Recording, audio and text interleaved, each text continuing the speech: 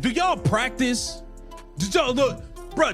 What do y'all be doing at practice? Stephanie White, what is this team doing at practice? The Indiana Fever look like absolute garbage today versus the piss poor Dallas Wings, who are absolute trash themselves. Stephanie White subbing Kate. This wasn't just a preseason game. This was a warning sign. Because what we just saw from the Indiana Fever wasn't about missing shots. It was about a system that still doesn't understand how to maximize Caitlin Clark, and that should scare every WNBA fan right now. The Fever didn't look unprepared. They looked disconnected. No rhythm, no timing, no identity. For a team that just retooled its entire roster around one of the most impactful players in the WNBA, that's a serious problem this early. Keep the vision. Make sure you like, comment, subscribe, share the channel, hit that bell notification to hype the video. Let's go, man. Let's get rocking, man. The Indiana Fever hosted the Dallas Wings today in AZ Fudd's first game as a WNBA player. And the Indiana Fever looked like they had never practiced together. They had never ran an inbounds play together. They never did. They looked like they did not know each other. It looked absolutely ridiculous. Let's start with this. The GOAT, Caitlin Clark, was on one. She came out guns blazing. She had, 8 of the first 9. Here's where the real concern starts: rotation management.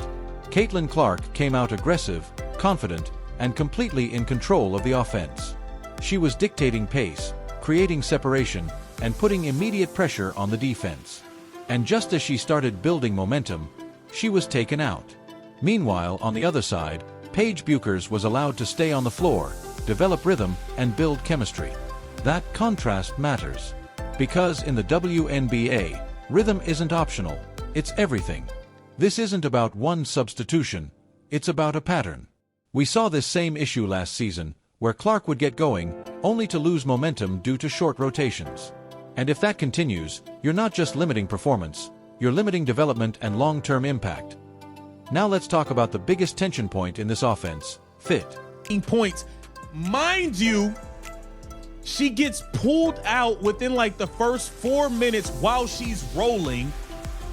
And then she comes back in with 2 minutes left in the first quarter. Meanwhile, Paige Bueckers plays the whole first quarter. The whole first quarter. Caitlin Clark would have had 21, 22 points in the first quarter had she not got taken out. Let her play. Let her get her rhythm. Why are you taking her out every 4 minutes? Let her play. She was cooking their ass. Hitting them with snatch back threes, flew by Paige. Kelsey Mitchell is a proven scorer, no question. But the issue isn't talent, it's play style. When you have a generational playmaker like Caitlin Clark running your offense, every possession needs to flow through movement, spacing, and quick decision-making. What we saw instead was isolation-heavy basketball that slowed everything down. Multiple dribbles, stalled possessions, and contested looks. That's not just inefficient, it disrupts the entire offensive ecosystem. Whatever she wants, let her get her rhythm before the season starts. This is why she has these games shooting 2 of 10. The girl can't get a rhythm. Every time she gets it rolling, Stephanie White, it's like somebody's in her earpiece telling, hey, Caitlin Clark's making shots, take her out. That's what happens every time. Stephanie White is a joke, man. I'm telling you, the girl's a joke, man. Caitlin Clark would have had 40 on them tonight. If she'd have played as much as Paige Bueckers was playing, Paige Bueckers played the whole first quarter. In the first half, Paige Bueckers played, I think, 18 out of 20 minutes. She played 18 out of 20 minutes. Caitlin Clark played 13. And This brings us to roster construction, and this is where things get even more concerning. Indiana had one of the most flexible off-seasons in the WNBA. Cap space, roster spots, and a franchise centerpiece in Caitlin Clark. That's a rare combination. And yet, the backup center position still looks like a liability. Not because of effort, but because of fit, mobility, and defensive limitations that were exposed immediately.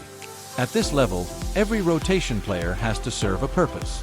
Right now, that role isn't clearly defined or effective. So sick of Kelsey Mitchell was awful today. She was awful. And it's one thing to be off. She was 4 of 12, 0 for 4 from 3, 12 points. She was a minus 18. The 4 of 12 happens. My thing is this. Kelsey Mitchell, you had 3 baskets off of backdoor layups from assists from Caitlin Clark. 3 out of your 4 baskets was that. You know what the rest of them was? Kelsey Mitchell standing at the top, dribble, dribble, dribble, dribble, dribble. 17 dribbles, hezzy, dribble, hezzy, dribble, hezzy, step back, pull up, brick. Like, stop. Bruh, I like my Kelsey Mitchell in 2 to 3 dribbles or less. 3 dribbles max. I hate the Kelsey Mitchell that want to dribble 12 times, size you up, dribble another 10 times, size you up, step back, pull a jumper. Like, bro, stop that. You did not look like $1.4 million today. I just got to keep it real, Kelsey. You look like... This brings us to roster construction, and this is where things get even more concerning. Indiana had one of the most flexible off-seasons in the WNBA. Cap space, roster spots, and a franchise centerpiece in Caitlin Clark. That's a rare combination. And yet, the backup center position still looks like a liability. Not because of effort, but because of fit, mobility, and defensive limitations that were exposed immediately. At this level, every rotation player has to serve a purpose. Right now, that role isn't clearly defined or effective. Had a bad game. It ain't even the fact that you miss it. I hate watching her dribble 38 times in the same spot and then try to score. Stop doing that. And I said this before the bad game, I would have moved on from Kelsey Mitchell this offseason. I could have spent that $1.4 million and got me 3 really good players. I could have got 3 really good players, role players. We don't need this girl dribbling in the same spot. So now it comes down to this. You can't fix everything at once. Do you prioritize maximizing Caitlin Clark's minutes and let her fully control the offense? Do you force a system change around Kelsey Mitchell's role? Or do you admit the roster still isn't complete and make a move before it's too late? Because if Indiana gets this wrong again, this isn't just another season. It's a wasted opportunity in one of the most important eras in WNBA history. And that's something this league can't afford. I told y'all when they did the signing. Hey, this shows you how piss poor the front office is. 80% of the WNBA were free agents. You mean to tell me y'all landed on Damiris Dantas as the backup?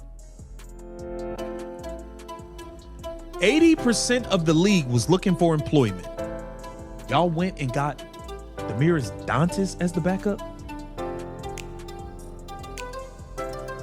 Are you serious? Damiris Dantas, look, she's a sweet lady. The girl can't move. This wasn't just a preseason game. This was a warning sign. Because what we just saw from the Indiana Fever wasn't about missing shots. It was about a system that still doesn't understand how to maximize Caitlin Clark, and that should scare every WNBA fan right now. Stephanie White's reaction on the sideline said everything.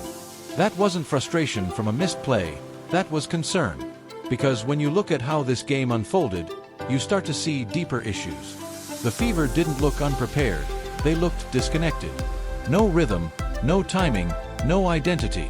For a team that just retooled its entire roster around Caitlin Clark, that's a serious problem. And yet, Caitlin Clark still came out dominant. In her shoes. I don't care if she lost. Well, I don't care about none of that. She's in great shape. She can't move. I watched her try to run out to a three-point line, and I watched her try to meet Paige Beckers at the basket. She just can't get there. She can't rebound because she can't move her body. Then when she does get a rebound, these little guards are just coming and snatching the ball away from her. The lady can't move, man. Damiris Dantas looked awful. Damiris Dantas was 2 of 11, 0 of 8 from 3. 0 for 8 from 3. She was trash. And I told y'all, I do not feel comfortable with Damiris Dantas being the backup center for Aaliyah Boston. I'm sorry. She's not good enough. The lady can't play no more, man. If she can't make the 3, she can't do anything. She was aggressive early, controlled the pace, and put immediate pressure on the defense. She built momentum fast. But just as she found that rhythm, she was pulled from the game. And that's where the real concern begins. Because on the other side, Paige Buchers stayed on the floor, built rhythm, and finished the half strong. That contrast matters. In this league, rhythm isn't optional, it's everything. This isn't about one substitution, it's about a pattern we've already seen before. If this continues, it won't just affect individual performances, it will limit the ceiling of the entire offense. Now shift to Kelsey Mitchell. The issue here isn't talent, it's fit. Played well. Michaela Timpson played really, really well. She had 11 points. Okay, I like how Michaela Timpson looked out there on 3 of 4 shooting, 5 of 7 from the free throw line. Raven Johnson looked good once again. 3 points. She did have, what did Raven Johnson? Raven Johnson had 5 assists. She did have 3 turnovers, but I believe she had 4 steals in the first half. Raven Johnson played really well. Definitely happy with what I saw from Raven Johnson. Raven Johnson had 5 steals, 5 assists, 3 points, okay? Raven Johnson played really, really, really well. Really well. Really impressed with her defense. She did a great job, man. AZ Fudd did not look good. Did not look like a number 1 pick. She's not a number 1 pick. She's not a number 1 pick. 2 of 7. She had 4 points. She's not a number 1 pick. I'm sorry. Some younger players showed energy, defensive effort, and flashes of potential. That matters. It means the foundation is there, but it's not structured yet. And here's the real question. If this is what the Fever look like before the season starts, what happens when the games actually count? If you're still watching, hit that like button because we're about to break down what really matters. Indiana has 3 major problems to solve, and not much time to fix them. Rotation management, offensive identity, roster balance. And all 3 directly impact Caitlin Clark's ability to elevate this team. So now it comes down to this. What do you fix first? Because if Indiana gets this wrong again, this isn't just another season. It's a wasted opportunity in one of the most important moments in WNBA history.